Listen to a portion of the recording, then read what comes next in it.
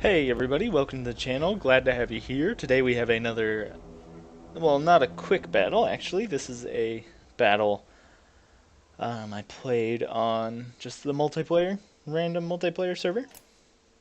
And it is a mirror matchup, Empire on Empire. Yeah.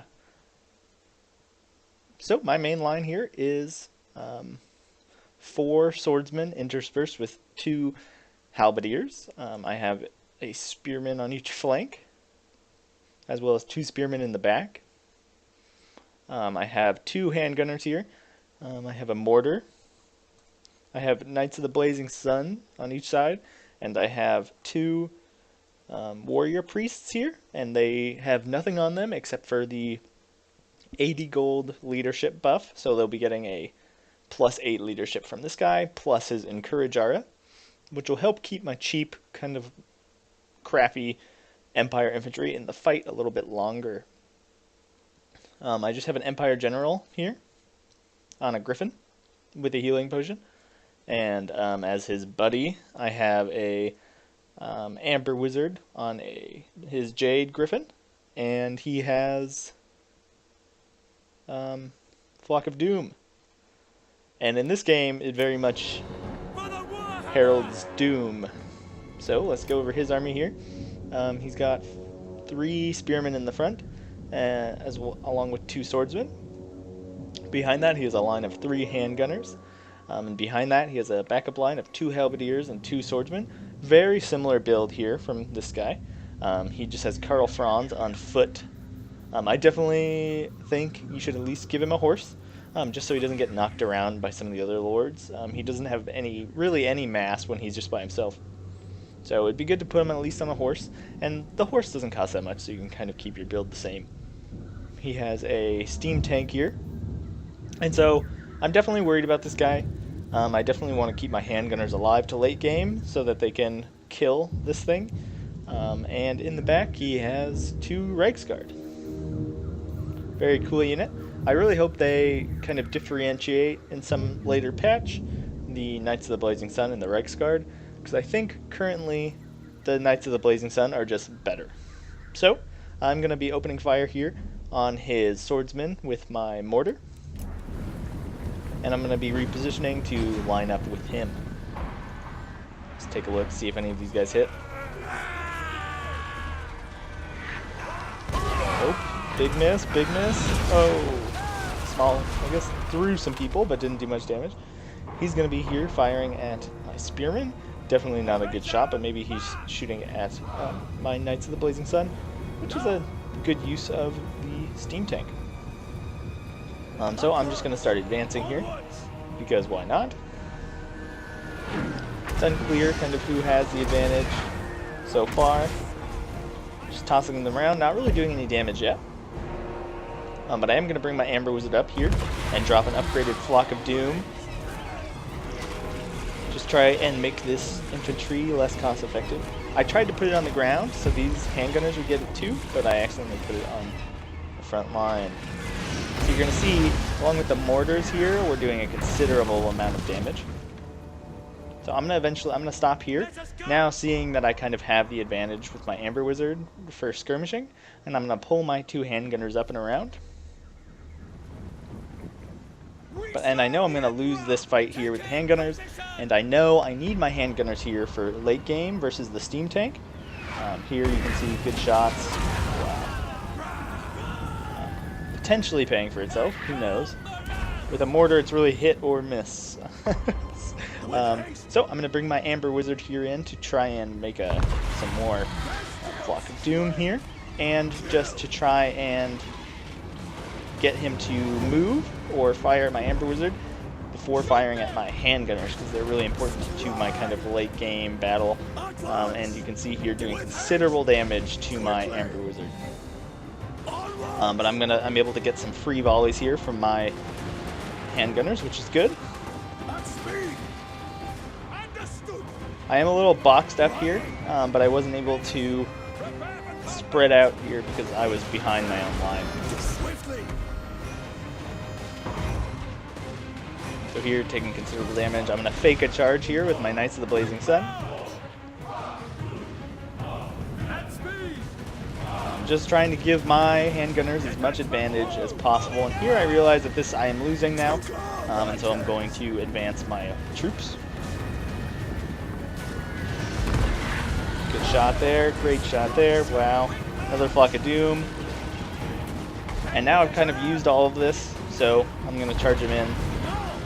Definitely probably shouldn't have done that, should have kept him back, but he's going to rout here. Just too much damage for him to handle.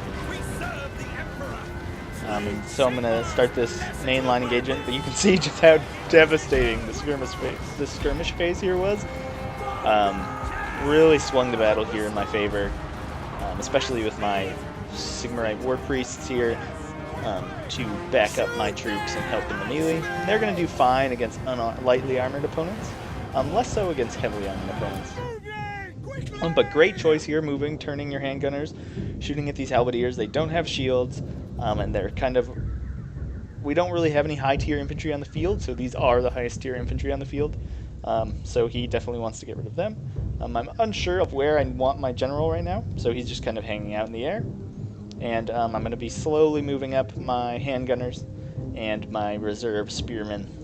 But at this point, I've crushed through his main line here, so I'm not too worried about the current state. But you can see he's done a good number here on my cavalry with his steam tank. So they're pretty, and in this kind of, when I'm running sideways to the steam tank and he shoots, this formation is no longer helpful. Just because if he shoots, he's going to go straight in a line through here and kill like 6 cavalry instead of potentially 3 going this way. So definitely need to reform your cavalry based on where they're going on the battlefield in relation to the artillery. But I'm going to charge the general of the Empire here. My mortar making sure those guys are out. Here we're going to watch Karl Franz go flying. And that's why you definitely need to at least put him on a horse. Just to make sure he has a little bit of mass and he can't be thrown around willy-nilly here. Here I'm going to make a mistake and I'm going to get my knights caught. But I'm going to get a free charge with the rest of them into the Reichsguard. And you can see my handgunners pouring fire in here. Definitely turning this fight that was already in my favor, definitely even faster. Just because the General of the Empire has, on the Griffin, has so much armor-piercing damage. You can see my reserves still here moving up. My handgunners are moving up, and they're going to switch targets here to this steam tank. Because they are unbreakable. Here I'm going to charge my spearmen in just to tie it down, and they're gonna do okay. Definitely not going to really do much damage, but they're going to tie it down so my handgunners can open fire. There, Karl Franz eats it, and halberdiers on this side of the battle are going to be freed up to come swarm this and his knights here. My knights are just cleaning up the handgunners. They can do a lot of damage if you let them come back and shoot into the flank of your enemies. Here you can just see they got terrified by my Griffin, so definitely a good choice putting him on the Griffin. Very cost-effective, very powerful unit. And my handgunners here now have reached late game, so they're going to open fire on the steam tank. Devastating rear charge there from the Reichsguard.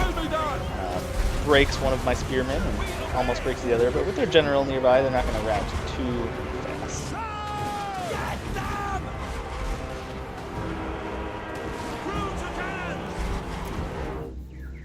Here you can, these halberdiers are breaking. They saw their general go down. Steam tank throwing more of my warrior priest all around. A bit more friendly than but yeah, so that's going to be that. Definitely sacrificed my Amber Wizard there in the beginning. But yeah, you can see decisive victory just because of the utter devastation that was wrought on there, that front line. Definitely should have at least brought some mage user, potentially a net of Ammontok would have shut down my Jade Wizard, stopped it from coming in and out, and let those 3 handgunners fire into it.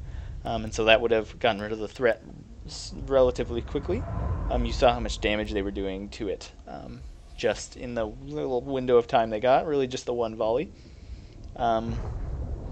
Yeah, so I definitely think the Light Wizard is very useful to bring for the net of Ammontok, and that works great in conjunction with handgunners.